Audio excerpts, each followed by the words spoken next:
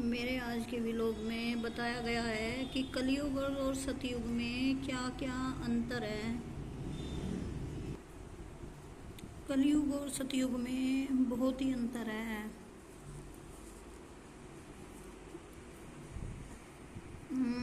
ये उस समय की बात है सतयुग की, जब सतयुग चल रहा था। सतयुग उस समय को कहते हैं जिस युग में धर्म नहीं होता, शांति होती है, पिता से पहले पुत्र की मृत्यु नहीं होती, स्त्री विधवा नहीं होती, रोग रहित शरीर होता है, सर्व मानव भक्ति करते हैं, परमात्मा से डरने वाले होते हैं क्योंकि वे आध्यात्मिक ज्ञान के सर्व कर्मों से परिचित होते हैं, मन क्रम वचन से किसी को पीड़ा नहीं देते तथा दुराचारी नहीं होते, जाति सती स्त्री पुरुष होते हैं, वृक्षों की अधिकता होती है, सर्व मनुष्य वेदों के आधार से भक्ति करते हैं। वर्तमान में कलयुग है, इसमें अधर्म बढ़ चुका है। कलयुग में मानव की भक्ति के प्रति आस्था कम हो जाती है, या तो भक्ति करते ही नहीं, यदि करते हैं तो शास्त्र विधि त्याग कर मनमानी भक्ति करते हैं। जो श्रीमद् भागवत गीता अध्याय 16 श्लोक 23-24 में वर्जित है, जिस कारण से परमात्मा से जो लाभ वांछित होता है वह प्राप्त नहीं होता। इसलिए अधिकतर मनुष्य नास्तिक हो जाते हैं, धनी बनने के लिए रिश्वत चोरी डाके डालने को माध्यम बनाते हैं, परंतु यह विधि धन लाभ की न होने के कारण परमात्मा के दोषी हो जाते हैं तथा प्राकृतिक कष्टों को झेलते हैं। परमेश्वर के विधान को मानव भूल जाता है कि किस्मत से अधिक प्राप्त नहीं हो सकता।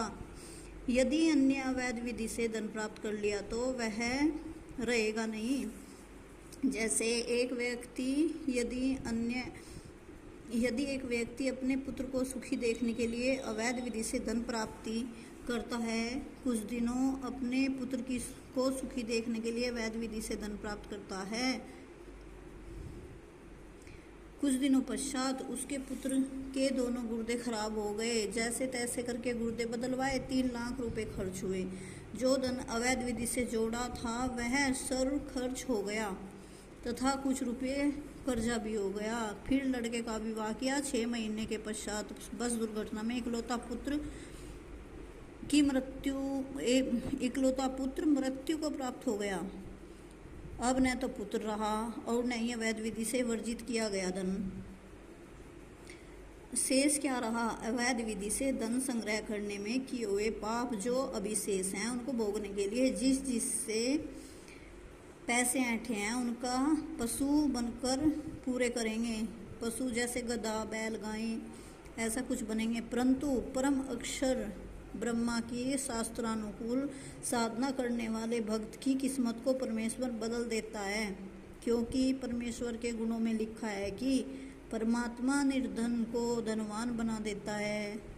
सतयुग में कोई भी प्राणी मांस, तंबाकू, मदिरा सेवन नहीं करता, क्योंकि वे इनसे होने वाले पापों से परिचित होते हैं।